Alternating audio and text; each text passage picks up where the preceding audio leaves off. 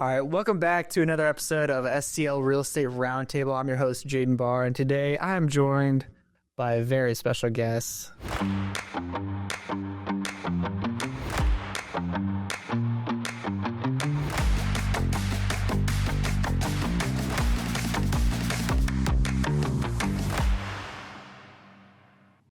The one, the only, Matt Dickens. Hello, everyone.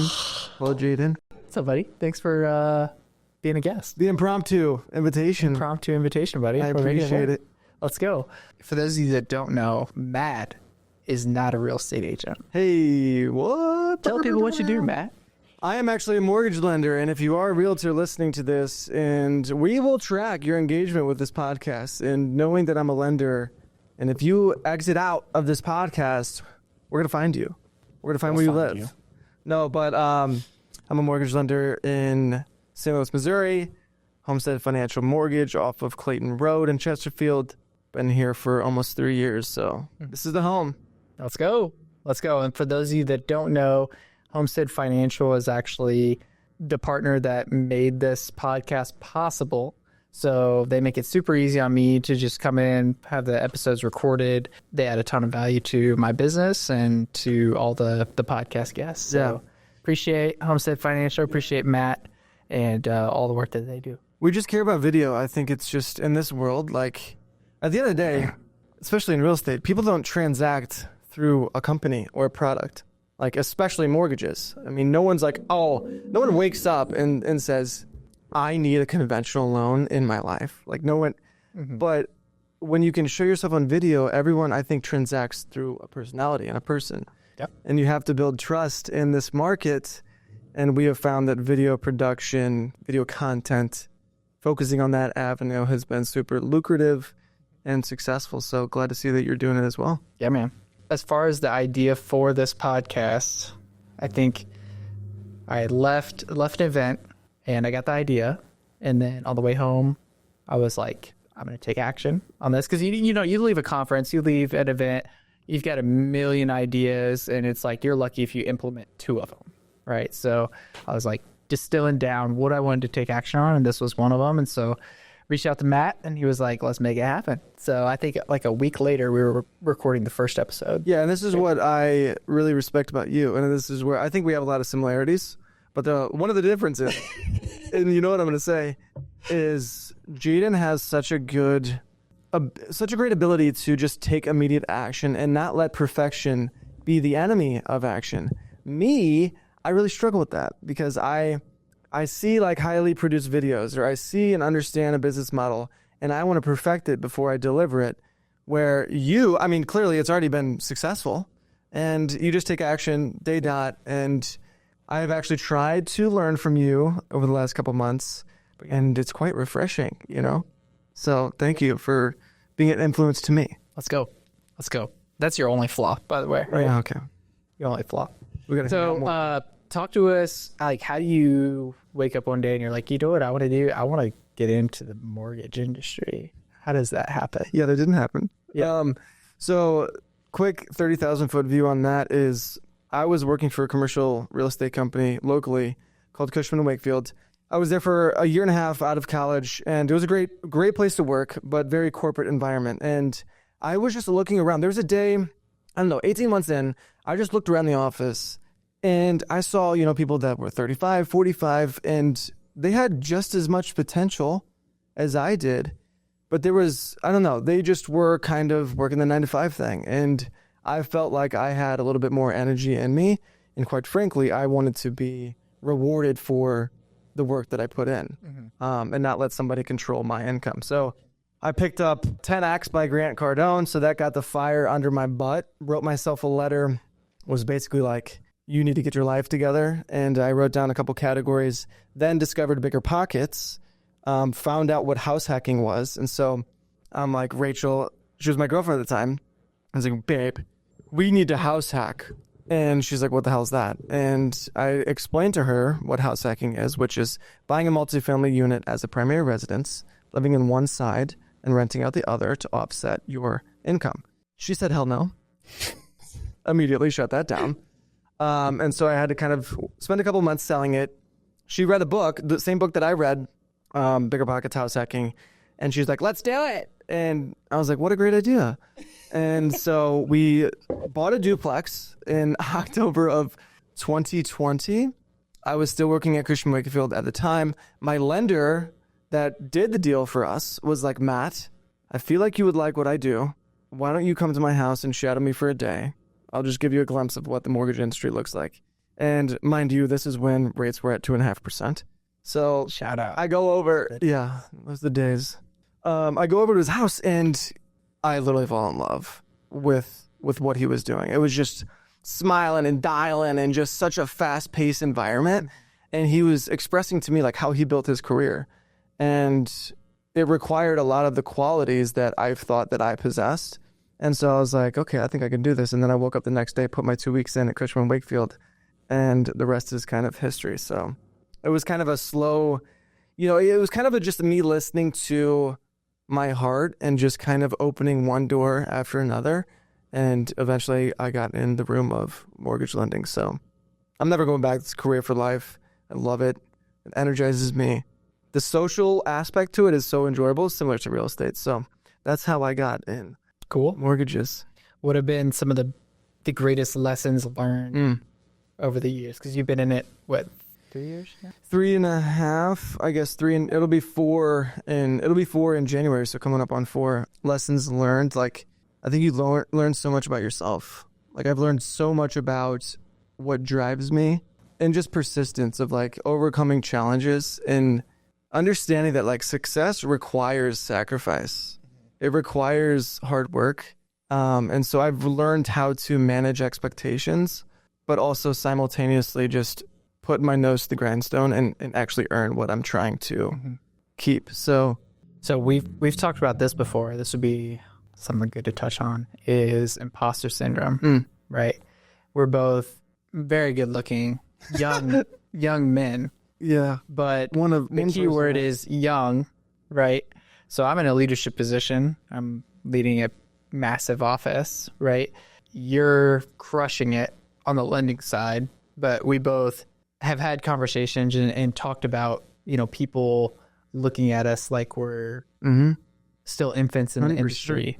So talk to me about maybe ways that you've overcome that, or just like how you built confidence in yourself that you out deliver 99% of people out there. I know because I've experienced working with you. So I have full confidence in you, right? And I'll go to bat for you every day of the week, right? But talk to me about kind of that. Yeah. Oh, this is good. This is actually one of my favorite topics because I think it's very important. And honestly, I think this is the reason for my success is my age. And so let's kind of step back. When I got into the mortgage industry, I was 23 years old, I think, 23 or 24. And so who the hell is going to trust a 24-year-old with finance, in anything in financial services? And so I realized to grow my business, I need to get people, realtors specifically, to trust me. And again, they don't care. At the end of the day, they don't care about what products I have, what mortgage. They want to know me. And so I understood, or I tried to figure out, how can I get an established trust with big hitters in the industry? And I found that the way to do that was show off my personality on social media. I think personal brand, the focus on that over the last 3.5 years has been the key factor in my success to cover the ground and get over the stigma of being the young guy in mortgages. Because at the end of the day, what people care about is you being trustworthy and you knowing what you're talking about. And so if I can express a trustworthy attitude and an attitude that shows that I understand what I'm talking about and that I actually care about people, it's hard to do because at the start you want to. I mean, I literally look at the clothes that I wore. It's like I was just buttoned up, and it's like I want to be this really professional person, but that's just not me. And so I was like, I'm just going to be me online. And luckily, I'm not a hateable personality. I don't think I'm the best, but I don't think people actually got to see who I am and what I have to offer, and that has absolutely been the stepping stone and the way to overcome the age thing. Yeah. Yeah, I love that. I love that. What about you? Right. I think 99% of agents in the industry, like my job is coaching and consulting agents and then attracting agents to the systems and models that Keller Williams offers, right? That's my job in a nutshell. And the reality is 99% of agents out there have no clue what they're doing. They don't run their business like a business. They don't time block. They don't leverage whenever they get to a point where they're up to their eyeballs in business. They have a great business because they're great agents, but once they get to a point where they can no longer do all the work themselves, they have no idea what to do. They don't, if they do something about it, they do the wrong thing. Yep. And the reality is like success leaves clues. There's been people that have made the mistakes before us so that we don't have to make them ourselves. And so I'm just following a model that's been proven over time to work. And so I know the model. I know the systems better than I think pretty much anybody. And so it's just following the model. Getting to step in and help agents realize that is really, really rewarding. You got to show that you're following it, right? I think that's the thing is like there's such a culture of shiny object syndrome, specifically in real estate professionals and mortgage lending. There are so many ways and so many ideas and so many softwares, platforms, marketing that you can grow your business and earn $100,000 in a month. Yeah. But those are all just distractions. And so I love what you're saying. You're taking a step back and just installing a proven model that works. But in order to build trust with your team, they have to show that you know the model, you live the model, and action is really at the end of the day what takes the cake. Yeah, and I think it comes down to like caring about people, right? Like people, what's the saying? People don't care how much you know until they know how much you care. Like I think that rings true. So like at the end of the day, like getting a relationship, I think that's what we've been touching on this whole time is like get into a relationship with people first before you just throw up what you know, because that's going to fall on deaf ears 100 times out of 100, right? So get into a relationship, show that you care about their success and like their goals and what they're looking to accomplish. And then you can step in and say, okay, I can help you get there. Are you interested in learning how? Right. So I think, it's this God gave us two ears and one mouth for a reason. And it's funny, right? Like in the world that we live in, it's not that hard, and I want to be careful with how I say this, but it's not that hard to just show care if you just stop talking about yourself and listen to what the other person is saying, because then you can access their feelings and their emotions and what triggers them. And then if you have a value to supplement and advance whatever those fears are, then there's a relationship builder right there. yeah. But I think the mistake that so many people make, especially in my industry, is, hey, I have this ARM or this conventional product, this VA product, and it's going to save no one cares about that. You need to be saying, what are your issues with your clients? Yeah. And if you have a product or a system to install value in that, then that's a relationship builder. Yeah, identify the gap first, right? See if it's even a solution that they're interested in, right? 100%. So like that's same thing with like consulting conversations for me. Like if an agent sits down with me and I don't know what their needs are or where the gaps are in their business, like who am I to just throw up info on them? Yeah.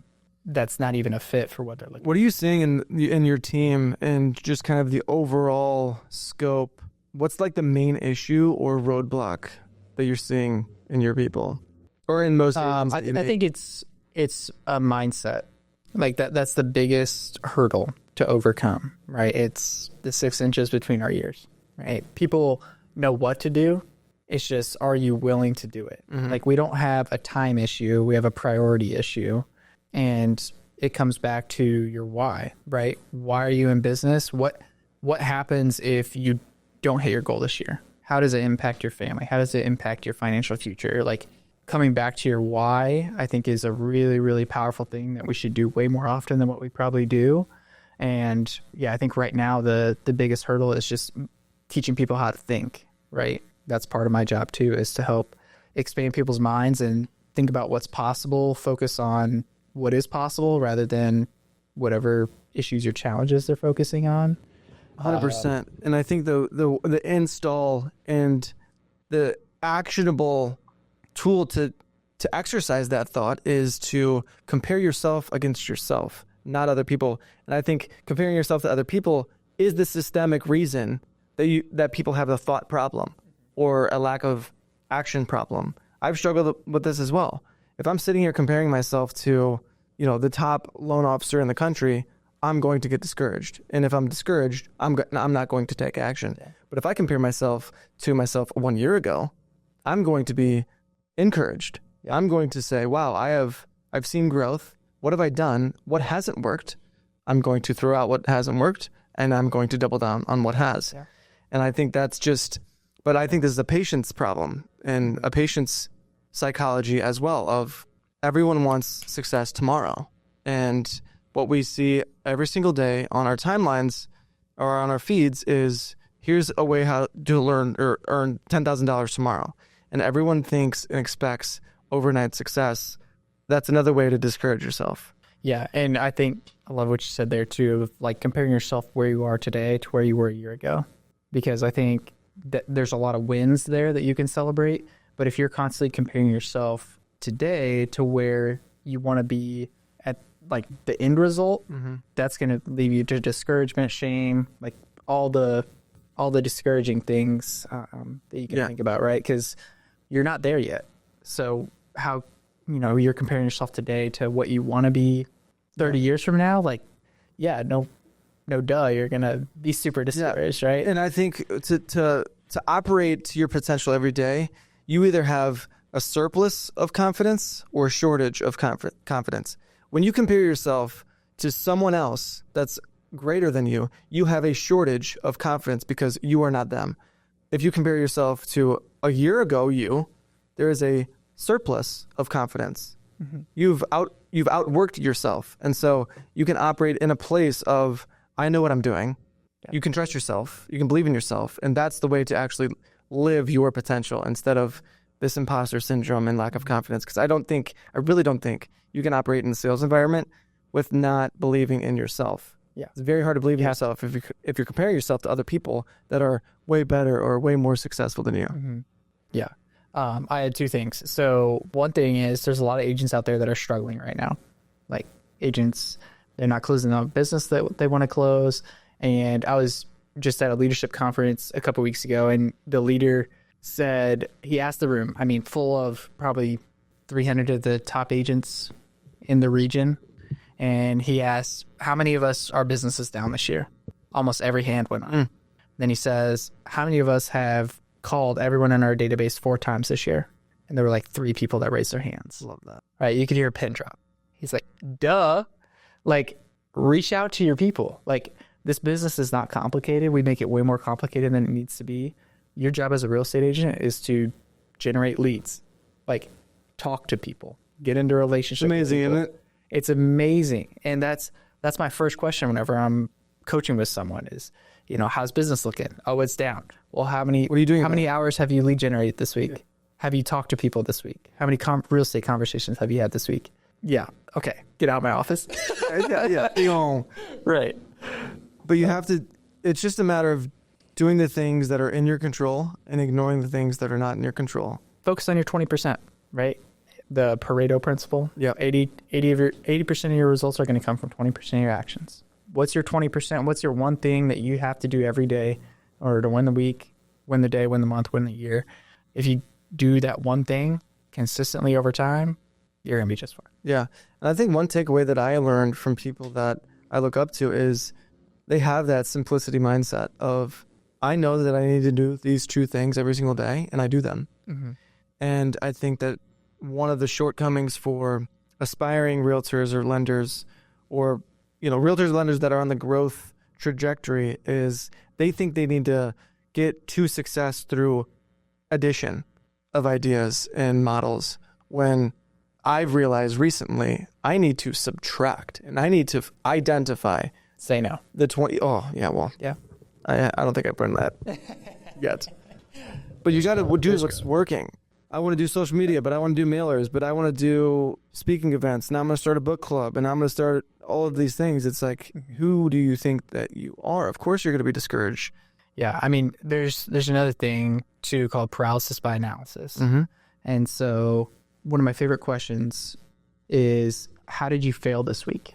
Right? So we think of failure as this terrible word, but in my opinion, if you get to the end of the week and you say, you know what, I didn't even put myself in a position to fail this week, I think that's failing, right? So how did you fail this week? I think that's a great question to ask at the end of each week, and end of each day even, and just ask yourself, am I putting myself in, uncomfortable scenarios, or scenarios where, I'm stretching myself, I'm pursuing growth, because growth is uncomfortable. Like, growth hurts. Like, growth is not easy. And if you want growth, you're going to have to push yourself. And my time in leadership and athletics, like, leaders want to be pushed. Yep. Like, talent wants to be pushed. And so... and that's the person that you're competing against. Well, I did just say don't compare yourself to another person. But in the understanding of the other sharks in the water is you're competing against someone who did pick up the phone, or who did make the video, or who did send that 1,000 mailer list, or who did hold that open house. It's hard, right? It's hard to not know what you're doing, but that's why I say that you have to operate in a place of confidence, which requires you to compare yourself against yourself, not others. Confidence is a very easy thing to do, and I like to say, because hold on. I feel like I'm speaking of like I'm always this confident, perfect person. I am absolutely not. I'm probably less confident most days than I'm actually confident. But when I understand and identify that I'm not in a place of like really, in a good confidence mindset, I feel like I've said confidence 1 billion times in this podcast. I sit down and I say, what am I going to do tomorrow? What 2 things? And it can literally be as simple as I'm going to make my bed and I'm going to exercise. And if I do those 2 things, what happens? I then say, okay, Matt, you've proven to yourself that you can do the things that you say you're going to do. So the next day, I'm going to do 2 different things. I might do 2 of the same things, but I'm not going to go to say I need to do 10 more things. Like, you can build confidence through a very simple mechanism just by saying, tomorrow I'm going to do these 2 things, and just repeat that over time. You will get in a much better mindset. Yeah. How you eliminate fear is just by taking action. Yeah. Right. And it's follow the fear. Yeah. Like, you have to follow the fear. Yeah. The fear is where you need to be. Mm-hmm. I don't think anyone can say I met the successful person that never was scared in their life. Yeah, I agree. One thing with real estate, one of my favorite parts about being in this industry is that it's not something that people dread talking about. Like, people love talking about real estate. People are curious where interest rates are at. People are curious where they're headed. They're curious what their home value is going to do. Everybody's set up on a Zillow search. Like, real estate, people love it. Yeah. And so it's not like it's a hard conversation. Like, pick up the phone and talk to people. Like, what home projects have you been working on recently? Yeah. Or if they're renters, like, how do you like your apartment complex? Like, literally, people know it's where they spend half of their life is under their own roof. They're going to have things to talk about. And I remember one of the first conversations we've had is, because you're so skilled at, the small talk thing. And I've actually noticed, we've had a conversation, but I have actually noticed this about you too, is you just say, where are you living to people? And I'm like, I know what he's doing. I know what he's doing. That's probably like in an open house. Yeah. So just good practical ways just to introduce the topic. Yeah, for sure. You know what? I'm going to give Matt a shout out. So one thing that I really respected about Matt was whenever he first, you just called me. You just called me on a whim. It was warm. Warm. I don't remember who you got introduced. Thomas Sullivan. Tom Sullivan. That's right. So one thing that stood out to me from Matt that I didn't get from a lot of other agents that were calling me and trying to set up coffee meetings whenever I was getting started in the real estate industry was he didn't throw up how he could help me right away. He was just like wanted to know me as a person rather than how he could get a piece of the pie. Right. And eventually over time, right, our relationship grew and that trust was built, that relationship was built. And I think that's a big lesson to any lender out there that's looking to grow their business and looking to, explode on the scene like you have is you weren't in it for the short-term gain. You were in it for relationships and business partners for life. Right. I appreciate that very much. At the end of the day, Because that's the most annoying thing as an agent, right? Is whenever you get a call or a text and somebody wants to buy you lunch, grab a coffee, and then you meet and you leave that meeting and you're like, I will never do a deal with that person, right? I've had several of them. I think there's so many ways to take this conversation. Number one, like, I actually was just having a conversation at a conference in Atlanta with a friend, and they actually were, it was like a little therapy session because I was sitting here talking about, they were asking me about my business, how I've grown up, blah, blah, blah. And then at the end of the conversation, they just gave me a diagnosis of, what did they say? Like, you're a serial, loyal friend. And I think that it's just who I am, of like, I don't want short-term relationships. And I actually get super upset and get down on myself if I'm in a relationship that is purely transactional. Another layer is I'm in a fortunate position where I can think long-term about these things. This is going to be my career forever. And so at the start, it's like, I want to meet people who I'm going to grow with, and to be able to grow with them, we have to have a common ground and get along and be friends first. So I appreciate you saying that. And I absolutely think in sales, there's such a shortage of that, And I think, I don't know what it is, if people are operating from, a scarcity mindset of like, they have to get the deal now. So of course they're going to, be speedy in those relationships. But yeah, I think it's imperative to create real relationships, specifically in real estate. Yeah, 100%. So thank you for the shout out. Shout out? One shout out I will give Jaden, is just a shout out serum, is you are unwavering yourself. Like, you are who you are. You stand up for what you stand up for, and you do the things that you say you're going to do. I've watched you lead. You are an unbelievable leader. It's not a surprise to me, and I don't think a lot of people that are in your circle, to see you managing a team of 300, how many agents? 360 agents at the age of 28, 27. I mean, it takes insane leadership qualities, but you're just born with them. Like, you don't fake it. You are the caring, charismatic, but determined and disciplined professional, and you deserve every single bit. Not deserve. Well, I don't like to deserve, because I don't think anyone deserves anything, but you have earned the position that you've been given. So I appreciate your trust in me. Now we're going to cry. We need tissues in this place. We're sitting here. Appreciate it, buddy. Yeah, I mean, it's been a journey, right? I got started in 2020, got licensed after working a corporate 9-to-5 for about 6 months. It was full-time virtual 2020, so miserable. I'm a people person, outgoing, relationship-based, so like tough, right? So I get my license, get introduced to a phenomenal mentor, phenomenal leader, and joined his team. Adam Oskell, shout out Adam. You know how much you mean to me, man. And he just showed me the ropes, right? I knew that I wanted to have my own team someday, and we both understood that, and he was dedicated to helping me get there faster, which is just a testament to who he is, right? Gave me opportunities, and we grew together, and then I spread my wings, and He let you fly. So I then branched off, started my own thing, and then was approached for the leadership position with Keller Williams Chesterfield, the team leader position that I'm in now. And so I still have my sales business, and I'm also in the leadership management position, and it's a lot to handle, right? But man, it's so much fun. Well, you've done such a great job. You wear a lot of hats, right? I mean, You got baby Palmer. You have to be a husband. You have to manage your own sales business. You have to be a good friend. You have to be a good leader in KW, and you've done a phenomenal job. One thing, how important, and I want to talk about this, I know we're running on time here, mentorship. I'm new to the game, but I know that you've created your own success, but I definitely think that the value that you and Adam had and what Adam brought your life. Let's talk. Talk about that and what. Yeah. So I think about that. Yeah, I think mentorship is huge, regardless of the industry that you're in, but specifically in real estate, you study for months to take an exam where the exam has nothing to do with what you're actually going to use on a daily basis.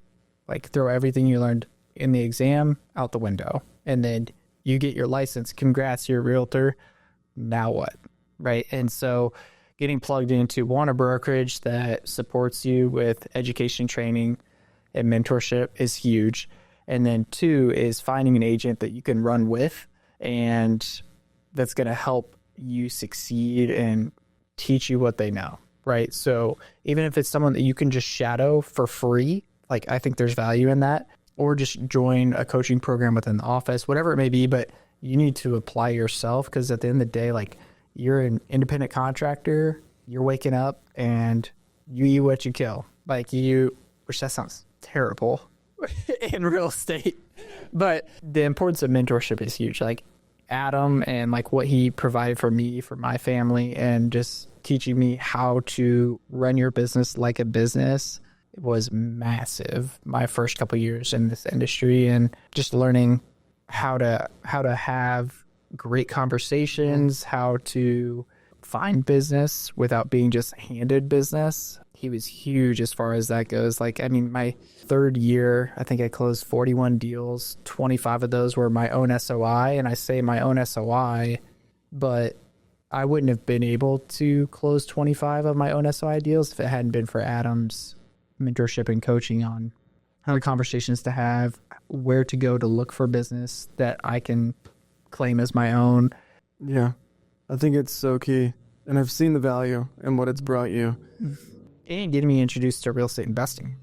Like, there's agents out there that they close a lot of business, they make a lot of money, but they don't keep any of it, or they make a lot of money, but whenever they go to retire, which is never, because they haven't invested in their future, like they don't have the choice to retire. And that kind of breaks my heart, right? We're in a industry that builds wealth over time. And so the fact that there's not many agents out there that are investing in real estate, talk about practicing what you preach, right? If you believe in this tool called real estate, like go put it into practice, right? Go get yourself property. Yeah, I think going back to the biggest lesson learned, you've said it multiple times, and that's my answer as well, is there are so many people that treat this, and I did too, and I don't want to say so many people like I'm not one of them, but you got to treat it like a business. Do I think that Starbucks just wakes up every day and says, what coffees should we put on the menu today? Or how should I take in a coffee order? Or what food should I introduce? Like, no, they have a system, they have a process, they have marketing, they have business management. More mortgage lenders and realtors need to adopt the understanding that it is way easier too. You grow your business by applying people, systems, and tools to it. That's how you scale, right? That's how Starbucks is the same everywhere you go. That's how McDonald's quarter pounder is the same everywhere you go, right? They follow a system, leads to growth. Yeah, and I think what's the saying is you don't rise to the level of your motivation, you fall to the efficiency of your systems. I don't think that could be further than the truth. Yeah. All right. Thank you for being a part of the episode, Matt. I appreciate you, buddy. And we'll catch you on the next one. Peace. Thanks for having me. Dickens Mortgage on Instagram. Bye. Bye.